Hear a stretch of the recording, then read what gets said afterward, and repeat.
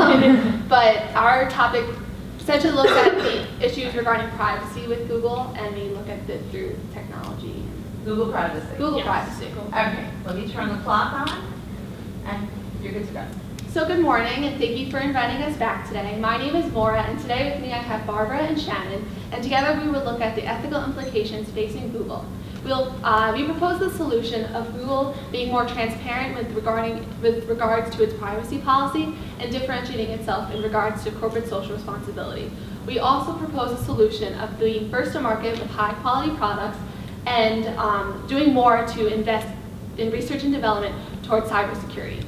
If Google neglects to do so, they could lose their user, which is their main source of revenue stream when it comes to advertisements. We will first address the issue with looking at Google's products.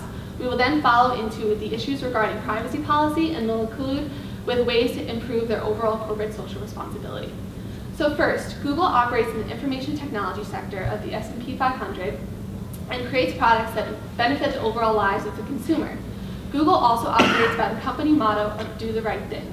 However, it can be argued that Google is not necessarily doing the right thing when it creates products that need to be recalled due to issues regarding technology glitches and issues regarding privacy. Now, we approach this problem by looking at various products created by Google, but we first start with the Google Home. So the Google Home has caused concerns through consumers, which is their user, as to whether or not their conversations and their personal lives are being recorded and stored for the purpose of this feature. Consumers have expressed extreme dismay towards the product. Google also has seen issues regarding their Google Maps feature as to whether or not their users' private homes and personal property are being recorded and presented on the Street View feature of the Google Maps. This could present legal concerns going forward. We also looked at the Gmail feature as to whether or not Google has been scanning the personal emails of users for the purpose of advertising revenue. As we enter the realm of self-driving cars and artificial intelligence, if Google wants to be a player in this field, it needs to be first to market with high-quality products that benefit the overall lives of the consumers. Now, Google, as I've mentioned, operates in the information technology sector of the S&P 500. This means that they operate amongst the FANG stocks. The FANG stocks and these companies are Facebook, Apple, Amazon, Netflix, and Google. Google needs to hold itself to a higher echelon amongst these companies if they want to be an industry leader when it comes to products. It's also important to look at overall consumer satisfaction and consumer confidence when it comes to Google's products. Now, according to the American Consumer Satisfaction Index, Google has been an industry leader when it comes to overall consumer confidence and customer satisfaction since 2002. However, it has been recently leveling off and experienced a downturn in the past few years when it comes due to issues regarding privacy. Now, Google sees the user as a means to an end. This means that Google sees the user as product to sell to their consumer.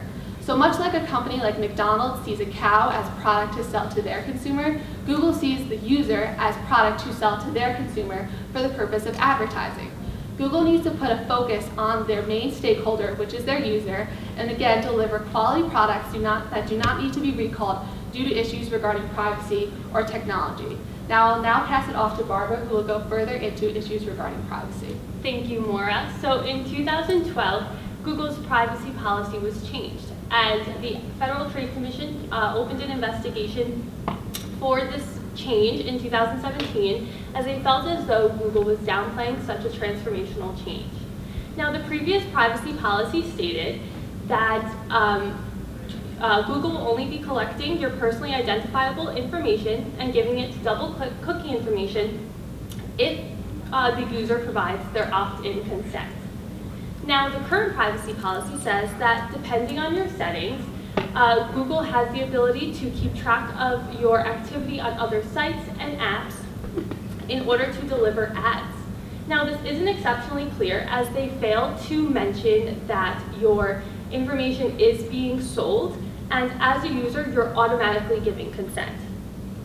Now, this change in privacy policy breaks previous agreements with the FTC and Google, as well as Section 5 of the Federal Trade Commission Act, which prohibits any unfair or deceptive acts or processes in or affecting commerce. Now, users were extremely outraged by this change, as they felt as though they were intentionally misled, and in the words of the complaint, felt as though they had no way to discern from the wording that Google was breaking a decade-old practice. Now, Google's motto is to do the right thing. And this, just from the One Act with their privacy policy, you could see that their motto is completely inconsistent with their actions. If Google was doing the right thing, they would have been transparent with their users, and they would have explained in great detail how this change was going to affect them. In order for Google to be an ethical organization, it is imperative that they transform their espoused values into enacted values. Now I'll hand it over to Shannon, who will discuss Google's corporate social responsibility. Thank you, Barbara. So one area that Google does perform well in is their corporate social responsibility.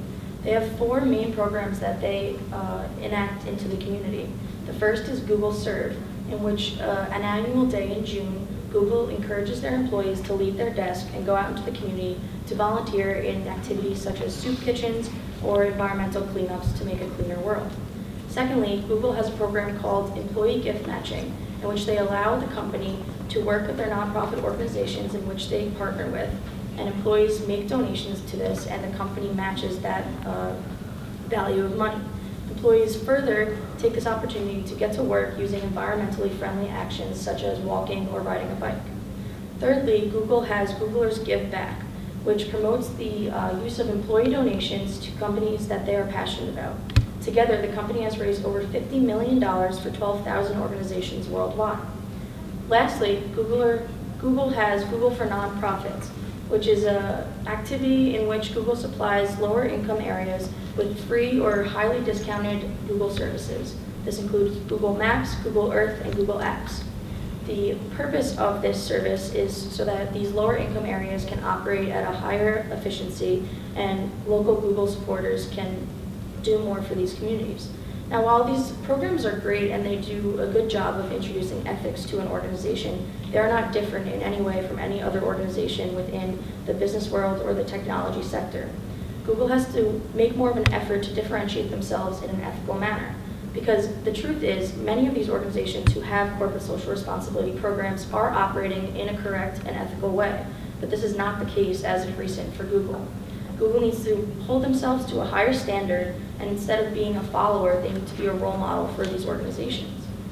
Additionally, Google prides themselves on corporate governance. They have 4 main stakeholders and often pride themselves on helping the environment, contributing to their communities, and making sure that their employees are properly benefited. However, there's one stakeholder that Google neglects, and that's their user and their customer. Google, if they are losing their users because they do not trust Google products, then they will have no one to track and no one to generate their ad revenues. Then they will lose their customer, which is their advertisers. So Google has a lot of room to grow, and it all starts from the user.